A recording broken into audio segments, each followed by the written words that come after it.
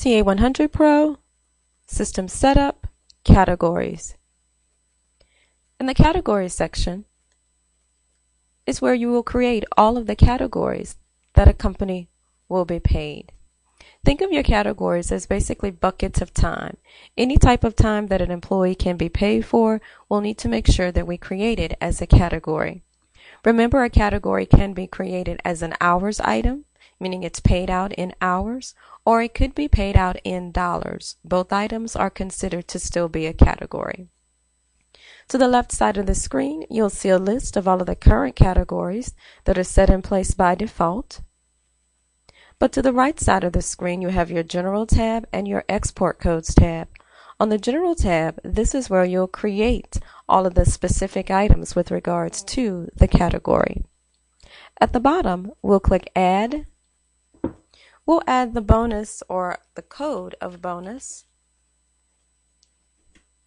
The equals category number from hand reader, currently set at 0. This applies back to the hand punch unit.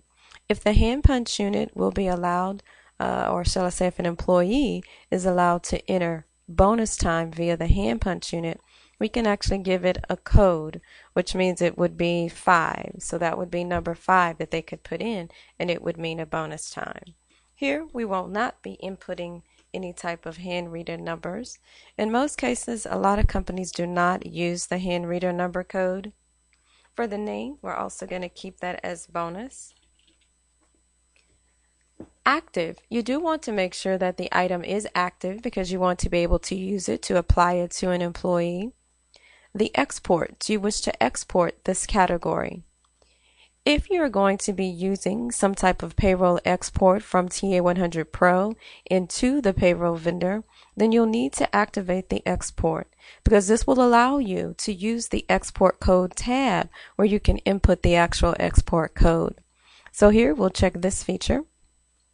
Keep in mind, not all items may be exported to the payroll vendor. You may build some items as categories just for reporting purposes in TA100PRO. But again, if it is something that should be exported, you do want to make sure that you activate this feature. Now, how will the bonus time be paid? Will it be paid in hours or will it be paid in dollars? In this scenario, let's start with hours. If it is something that's going to be paid in hours, then you have to address the 5 following questions. The miscellaneous entry overrides absence. In other words, anytime we pay out the bonus item, will it override an absence? In this case, probably not a logical idea to have the bonus override an absence.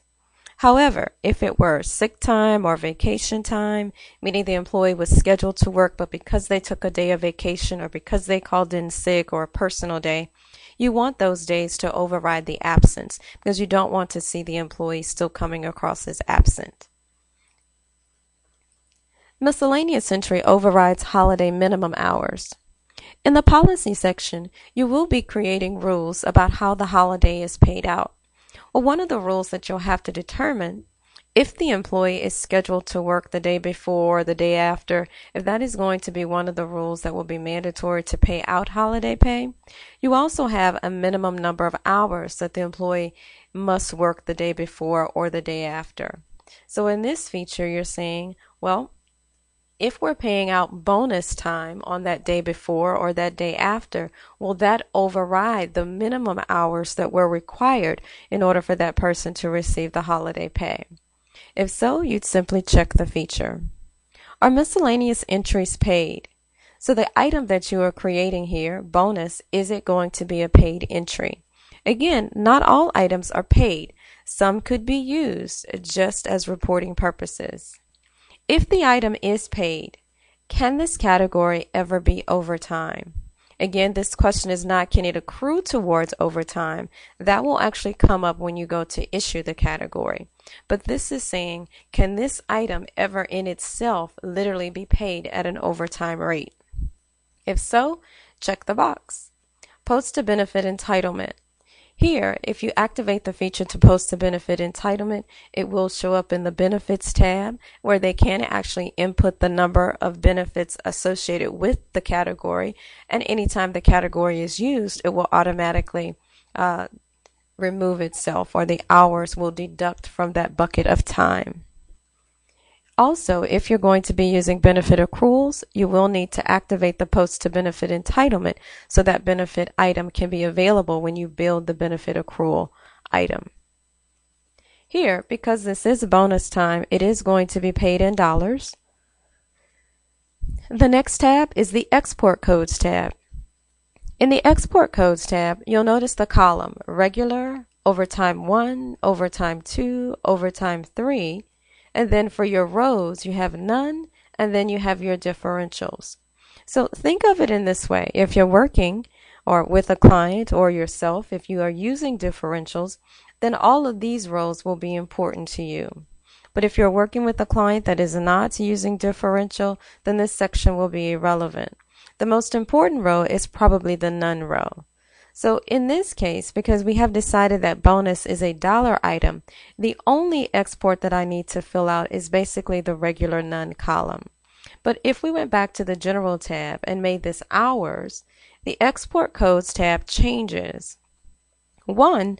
OT3 is now unavailable because back in the main company, we did not activate that OT3 would be used in TA100PRO.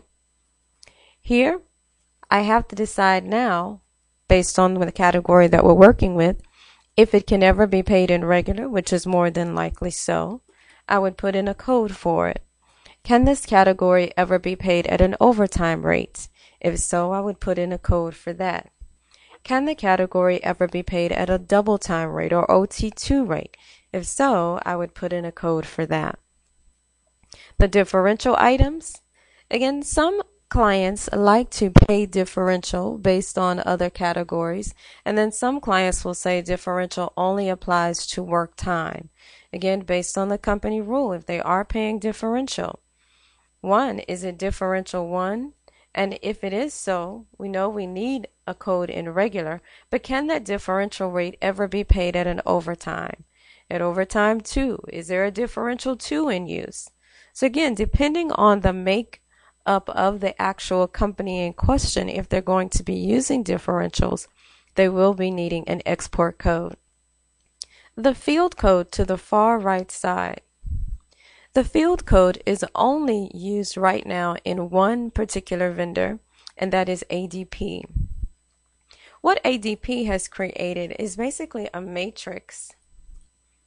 And let's say if we're working with bonus, they may have the regular code go to 16. And you may be building bonus would go to 16, vacation would go to 16, personal time would go to 16. Everything would literally go to 16. However, the field code would then be the letter B for bonus, or if we were dealing with vacation, it would be V. Because what happens is everything would drop into the column of 16, but then it would separate based on the field code. And that is how ADP operates. At the bottom, we can click OK. And our category has been created, and this is our bonus category.